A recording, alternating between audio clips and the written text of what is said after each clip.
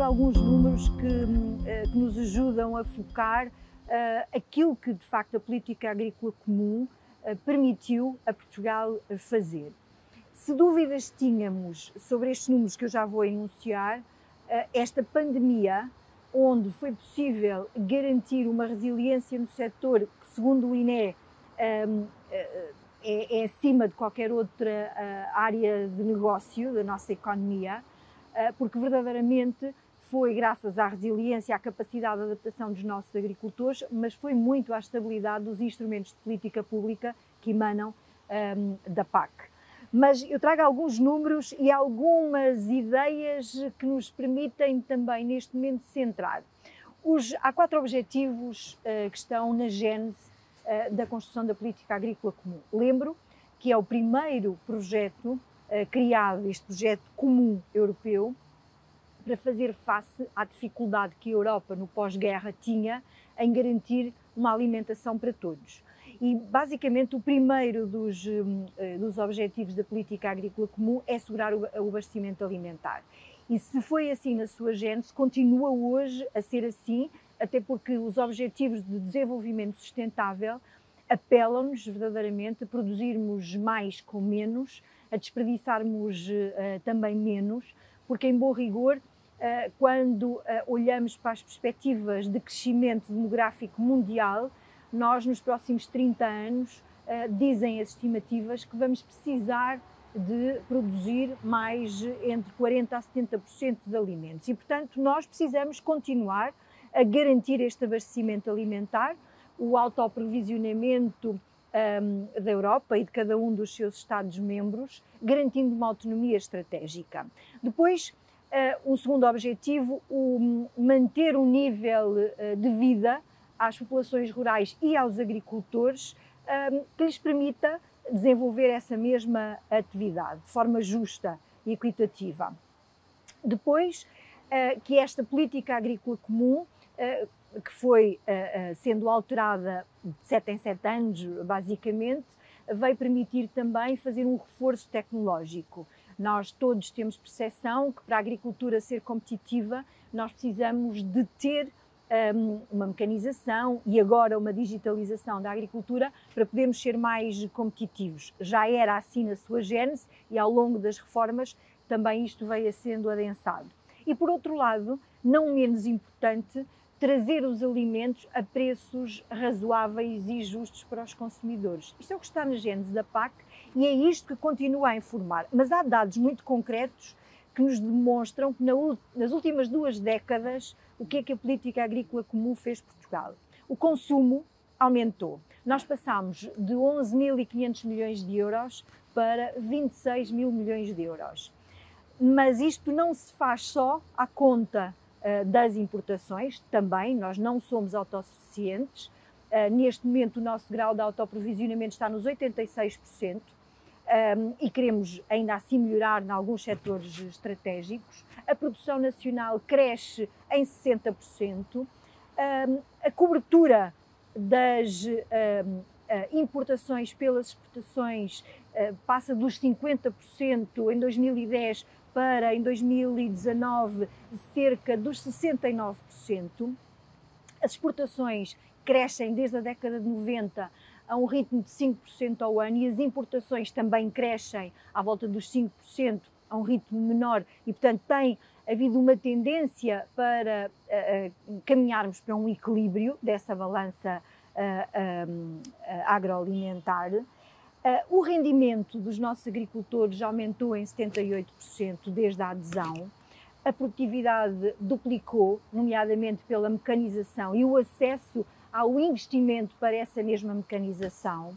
Diminuímos o número de pequenas explorações, é um problema, mas quando olhamos para os dados estatísticos do INE, deste recenseamento agrícola último, nós percebemos que o número de médias explorações aumentou, o que nos permite também concluir que estes dados levam a que haja já uma maior profissionalização da agricultura e que isso faz, de facto, que esta política tenha tido resultados positivos, nomeadamente que os mesmos dados do INE, deste recenseamento agrícola, mostra-nos que há um abrandamento do abandono rural. E isto é muito importante, até porque quando olhamos para a superfície agrícola utilizada, aumentou a cerca de 8%, segundo estes mesmos dados. E, portanto, há, na realidade, uma melhoria na agricultura portuguesa, que também não posso deixar de mencionar o facto de que no início da década de 90, os nossos agricultores que tinham o ensino secundário ou mesmo o ensino superior estavam nos 5%, e em 2019 nós já tínhamos 20% dos agricultores com ensino secundário ou ensino superior.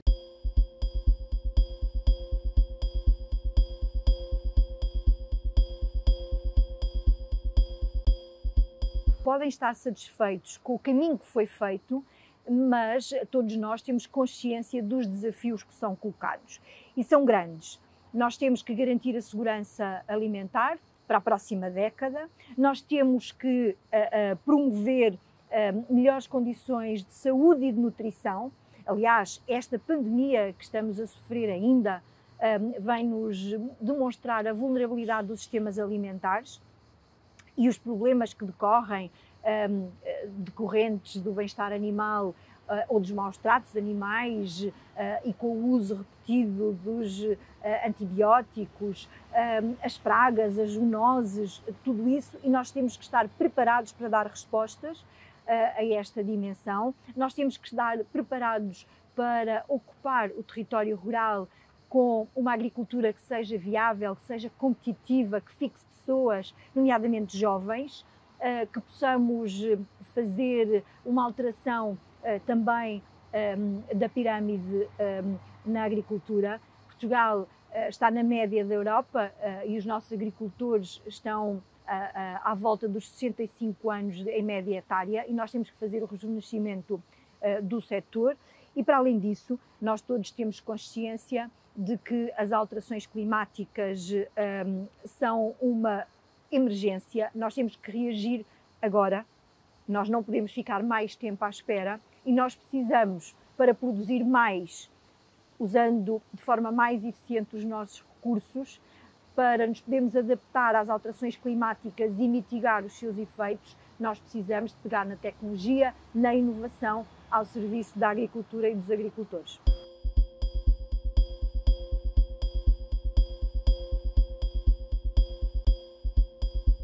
Eu diria que à volta entre os 15 e os 17,5 é francamente positivo. Claramente porque estamos acima do bom, muito próximo do muito bom, ainda longe da excelência.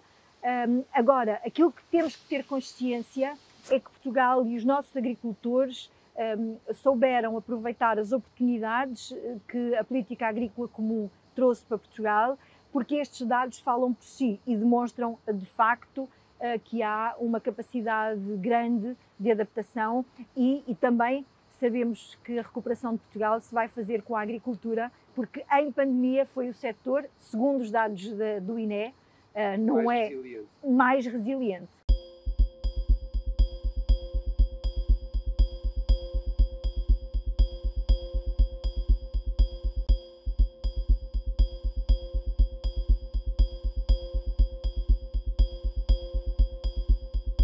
Gosto do sprint, porque de facto nós temos que fazer um sprint para nos adaptarmos a um modelo que vai ser muito exigente. Mas temos consciência que a política pública é o fator de ignição e que temos no terreno um conjunto de homens e de mulheres, de atores do território, de produtores, de agricultores, que vão ser capazes de acompanhar este modelo que somos todos convocados a implementar. A política agrícola comum, e durante a presidência portuguesa, de facto, desbloqueámos as negociações com o Parlamento Europeu, com a Comissão, e concluímos uma reforma que se iniciou há 3 anos a esta parte. O novo plano estratégico para a PAC vai ser implementado a partir de janeiro de 2023. Nós estamos em período de transição para um modelo que se quer com essas características, a partir de 21 e 22, dado que não foi possível mais cedo concluir esta reforma. E esta nova política agrícola comum traz desafios muito grandes, mas traz um nível de subsidiariedade que vai permitir a cada um dos Estados-membros, e a nós, Portugal, também, ajustarmos os instrumentos de política pública às necessidades e às realidades de cada um dos nossos territórios.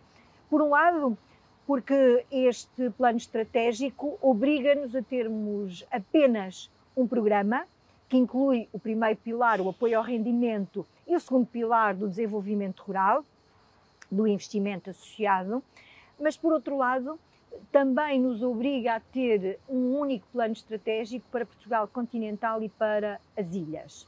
Um modelo único de gestão, com autonomia e respeitando a autonomia, nomeadamente das nossas regiões autónomas, mas tendo em atenção a especificidade de cada um dos nossos territórios e de cada um dos setores que vão à política agrícola comum buscar os instrumentos para desenvolverem a sua atividade.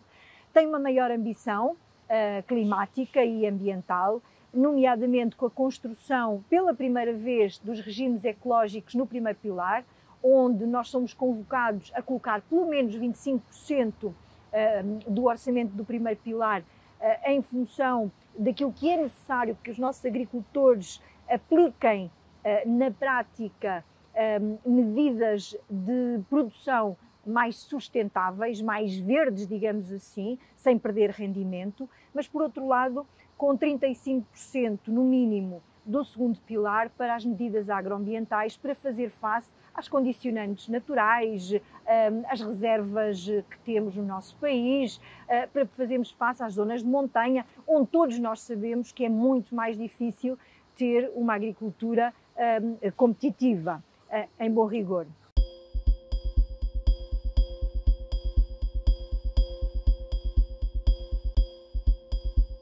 Nós estamos a falar de fundo 9.700 milhões de euros, mas se falarmos em despesa pública, estamos a falar perto dos, diria, 10.500 milhões de euros. Portanto, entre o Plano de Recuperação e Resiliência, os próximos quadros plurianual e o Orçamento de Estado? Só estou a falar neste momento do fundo da PAC, da Política Agrícola Comum, e do Orçamento de Estado para fazer face à componente nacional. Se juntar aqui os 93 milhões de euros do Plano de Recuperação e Resiliência, que entroncam diretamente com a inovação e o desenvolvimento tecnológico na agricultura, e que já posso falar dele um pouco mais à frente, mas também com o Next Generation, que conta para Portugal continental com cerca de 312 milhões de euros e mais à volta de 40 milhões para as regiões autónomas, estamos a falar de facto de um orçamento que vai acima dos 11.000 milhões de euros para este... Serão investidos em que áreas, ou prioritariamente em que áreas? Bom, basicamente aquilo que gostava de... Deixe-me só voltar um bocadinho atrás, talvez, que falta-me aqui falar de duas coisas que me parece muito importante no âmbito da nossa ambição para neste novo ciclo da política agrícola comum. Além desta dimensão ambiental e climática e desta adaptação sem perda de rendimento, como costumamos dizer, porque acreditamos verdadeiramente nisto, nós não podemos deixar ficar ninguém para trás e, portanto, nós vamos ter que nos focar nos resultados verdadeiramente daquilo que queremos atingir, seja do ponto de vista social. Pela primeira vez, pela mão da presidência portuguesa, nós temos uma dimensão social na política agrícola comum, que é particularmente importante. E como é que nós vamos fazer a distribuição deste pacote dentro da política agrícola comum?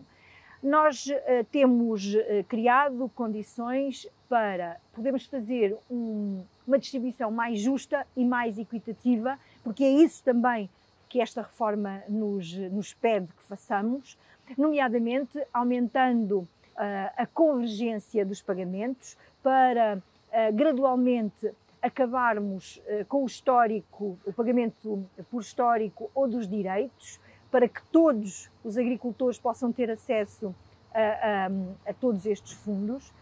Nós queremos valorizar a pequena agricultura e a média, as pequenas explorações e as dimensões de média dimensão, nomeadamente através do pagamento redistributivo, onde os primeiros hectares têm os pagamentos mais altos para também poderem ser mais resilientes, em bom rigor.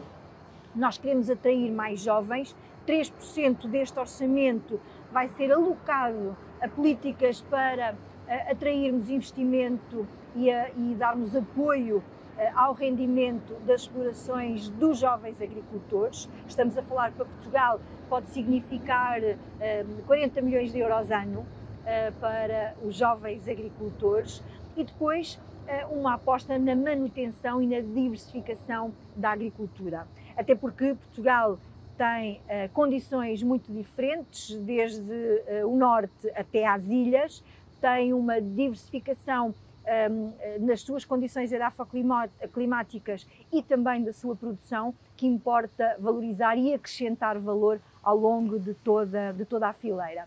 Basicamente, aquilo que nós fizemos um levantamento estratégico da realidade do nosso país, nós construímos uma análise SWOT, uma lógica de intervenção, e com base nisto nós queremos garantir o rendimento e a resiliência do setor, uma equidade no acesso a estes fundos, a sustentabilidade, queremos garantir a sustentabilidade do setor, muito atentos àquilo que são os desafios colocados pelo Green Deal, pelo Pacto Ecológico Europeu e a estratégia do Prado ao Prato. E se queremos atingir a neutralidade carbónica em 2050, a agricultura é responsável apenas por 10% dos gases com efeito de estufa, mas nós bem sabemos o quanto nós precisamos trabalhar esta dimensão também para podermos contribuir à nossa escala para isso mesmo.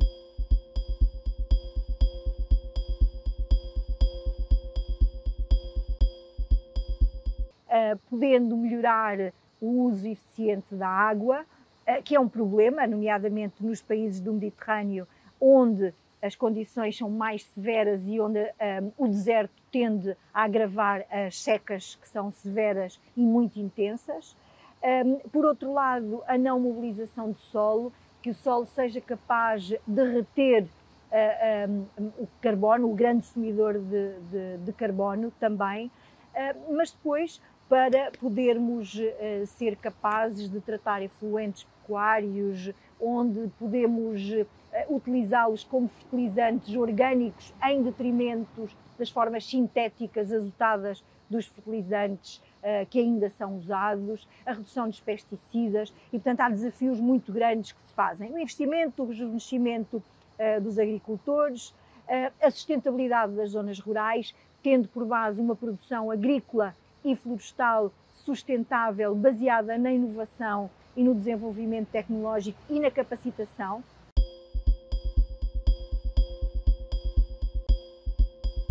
Diz-nos o licenciamento agrícola e diz-nos a Comissão Europeia que um dos problemas da agricultura portuguesa é a pouca organização e somos desafiados a ter modelos de organização inovadores, seja ao nível das organizações de produtores, seja ao nível das organizações interprofissionais, e nós precisamos trabalhar esta dimensão. Recordo que muito recentemente nós fizemos uma alteração legislativa para criar organização de produtores para multiprodutos, para fazermos face ao comércio de proximidade e com isso podermos alimentar as cadeias curtas e a ocupação dos territórios mais rurais, e nós precisamos trabalhar esta dimensão e nós precisamos muito trabalhar a inovação e o conhecimento ao serviço do país e de cada uma das abordagens territoriais.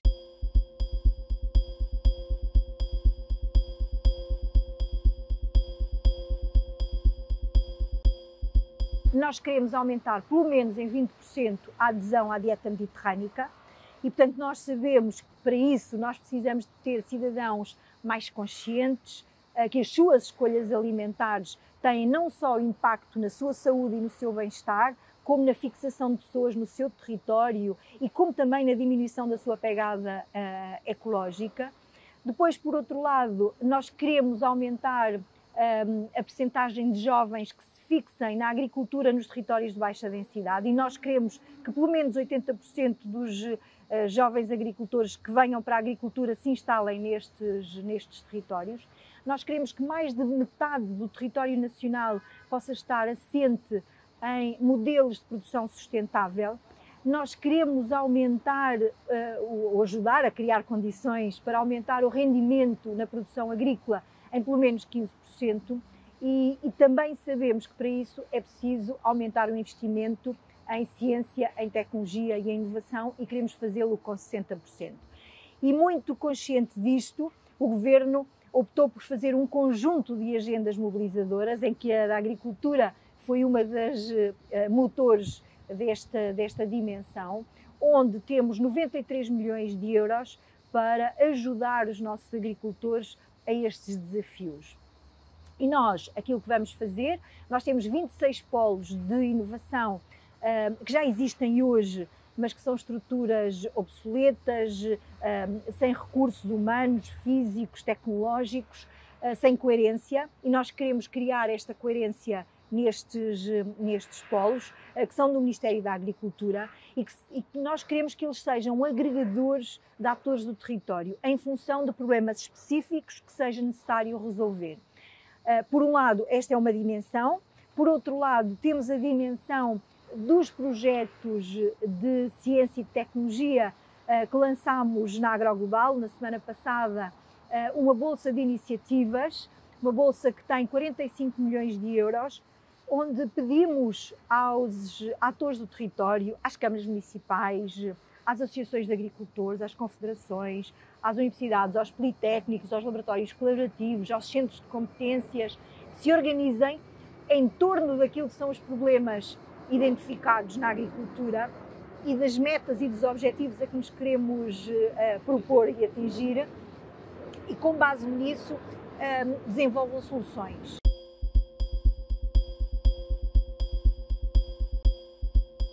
Bom, o grande desafio que temos é aumentar a superfície agrícola utilizada.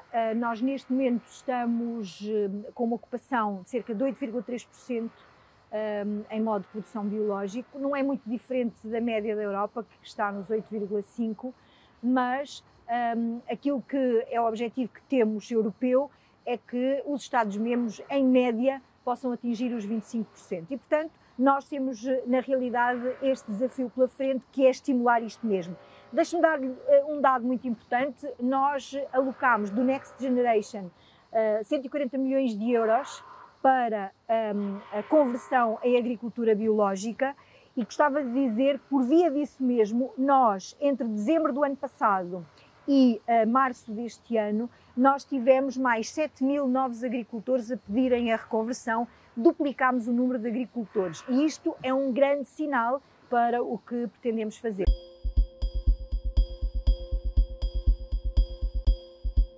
Temos que o fazer de forma muito cautelosa. Nós temos que garantir que os preços são justos para o consumidor e para o produtor, mas sabemos que as formas sustentáveis de produção são essenciais para podermos garantir também o uso eficiente dos recursos.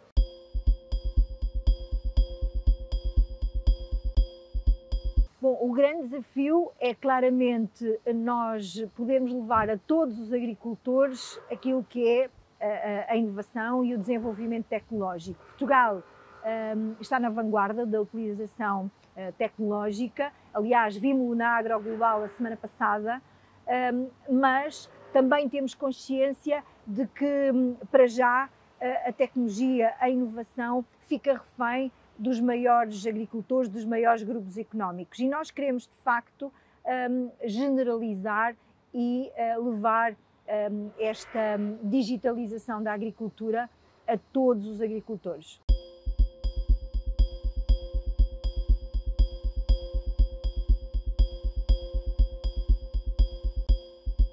O desafio é grande. Aliás, a Europa e a União Europeia está empenhadíssima em fazer a revisão da sua política comercial, aliás, porque nós temos que ter consciência de que, do ponto de vista da política comercial, aquilo que a Europa nos pede é que façamos uma concorrência que seja equitativa e recíproca, que nós temos que garantir uma autonomia estratégica, mas numa economia que seja aberta. E, portanto, é neste sentido que nos encontramos a trabalhar.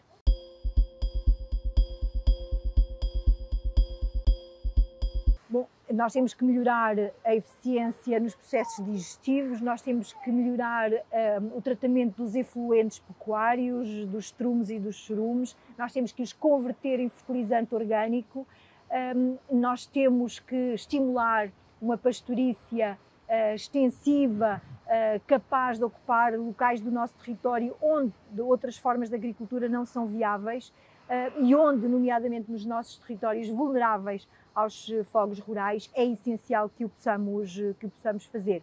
O grande desafio que se põe à agricultura portuguesa é como é que nós vamos ser capazes de compatibilizar uma agricultura mais competitiva, mais intensa no uso dos recursos, que garante o nosso nível basilar de produção para a nossa alimentação e que nos alimenta a capacidade exportadora, e como é que nós vamos também estimular uma pequena agricultura que alimenta as cadeias curtas, o comércio de proximidade, e com base nisso possamos ter um país mais coeso.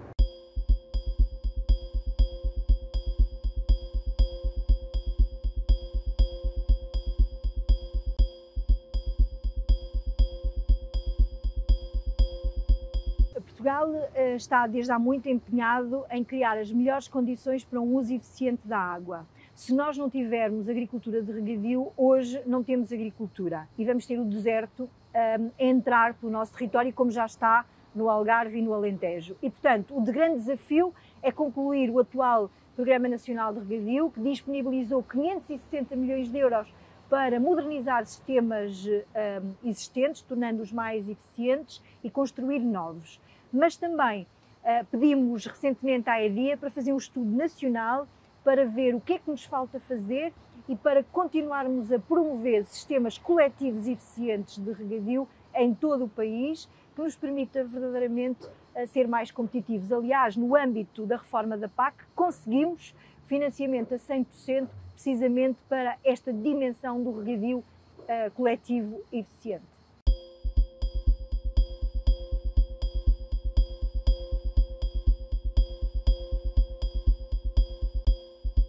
Precisamos de mais projetos, precisamos claramente de dar uma resposta do ponto de vista do combate ao desperdício alimentar.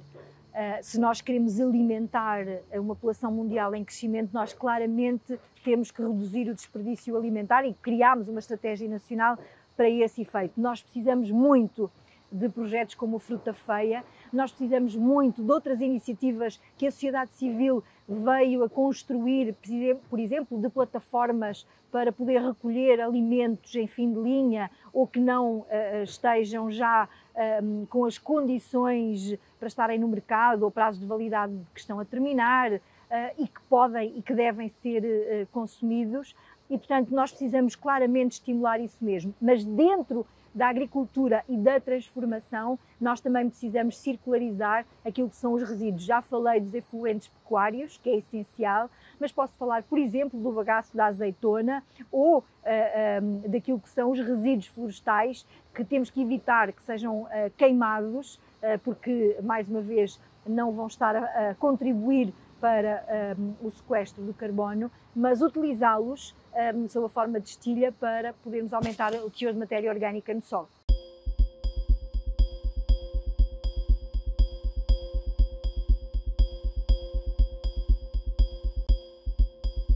Temos uma excelente relação e todos sabemos que estamos a construir um modelo de sustentabilidade tendo por base um uso eficiente de recursos que queremos potenciar. Estamos a trabalhar juntos naquilo que são os planos de floresta, mosaico agrícola integrado nos planos de paisagem. Estamos a trabalhar juntos para construirmos os melhores instrumentos, por exemplo, ao nível da construção de comunidades de energia.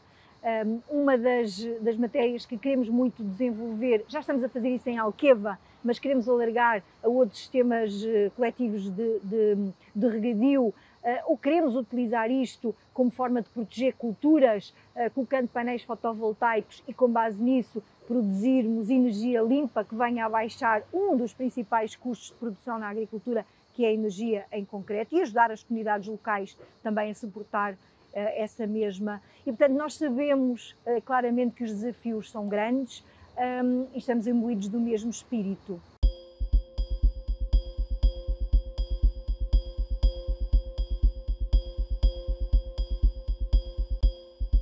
O problema de Odmira é um problema que não é de hoje. Começou na década de 90, quando o primeiro investidor internacional quis produzir naquela zona frutos vermelhos. E quando o Parque Natural, que tem cerca de 131 mil hectares, foi definido, já existia o aproveitamento hidroagrícola do Mira, que tem 12 mil hectares. Eu gostava de dizer que apenas representa 9% do parque, mas nós sabemos que existem dentro deste aproveitamento hidroagrícola algumas zonas de grande sensibilidade ambiental e que nós queremos fazer a compensação, retirando a atividade agrícola desses locais para outras zonas que não tenham esse problema natural, mas que possam continuar a produzir.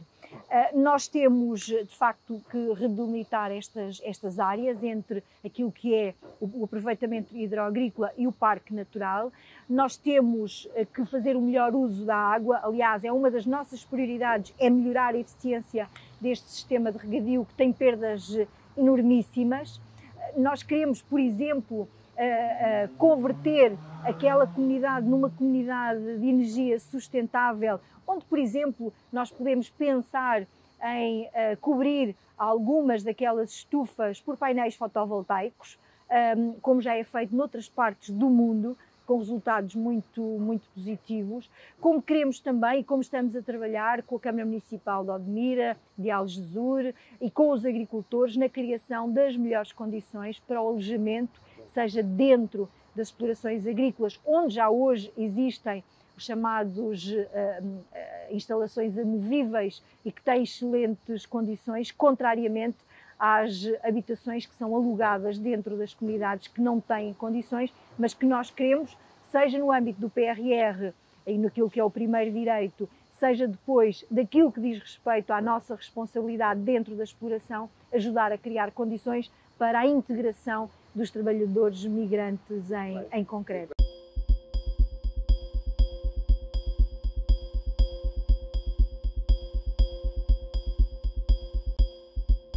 A dieta mediterrânica é uma aposta muito clara nos produtos sazonais, produtos de época, o aproveitamento. Devíamos comer menos carne? Não sei se devíamos comer menos carne.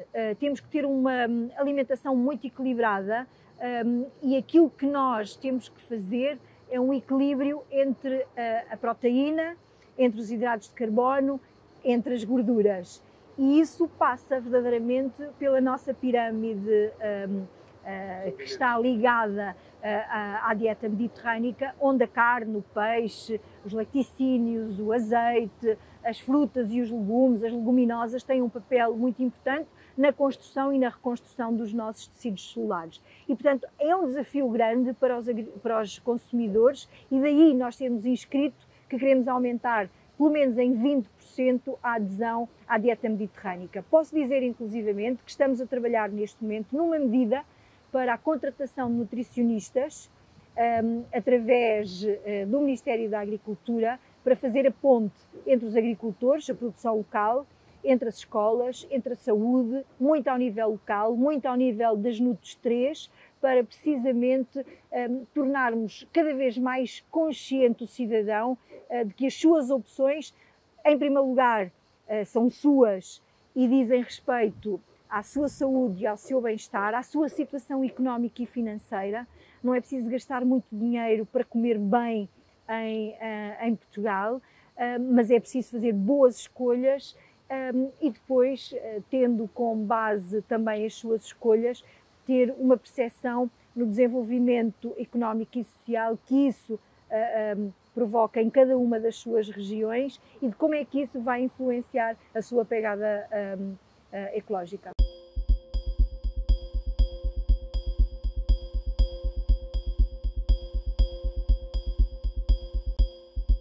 eu ando a pé o mais possível, eu ando de bicicleta o mais possível e tento fazer claramente uma alimentação tendo por base a dieta mediterrânica, mas fazendo aquilo que aprendi a fazer em casa dos meus pais e dos meus avós. Na casa dos meus pais e dos meus avós, as sobras dos legumes, por exemplo, iam para os animais, para as galinhas, para o porco, para os coelhos.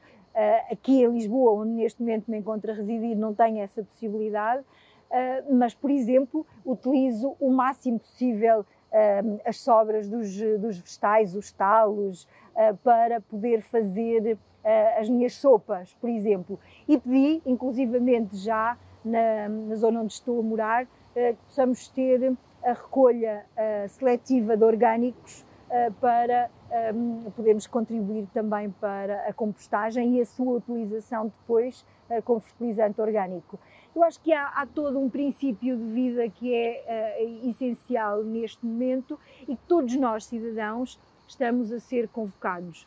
Os nossos filhos, as nossas crianças são uma esponja, absorvem estes conceitos de forma tão mais fácil. Eu recordo-me, quando as minhas filhas eram pequenas, estávamos a iniciar o processo de recolha seletiva de vidro, de papel, de embalagem, e elas eram as grandes incentivadoras, impulsionadoras destes métodos lá em casa. Hoje, quando todos nós estamos confrontados com alterações climáticas, como por exemplo esta noite, um pouco por todo o país, graças a estes fenómenos climáticos extremos, onde as chuvas foram torrenciais e onde destruíram culturas muito intensas, onde provocaram cheias em algumas localidades, nós todos temos percepção de que não podemos ficar indiferentes e que todos temos a nossa responsabilidade. Sem dúvida. Muito obrigado. Muito obrigada também.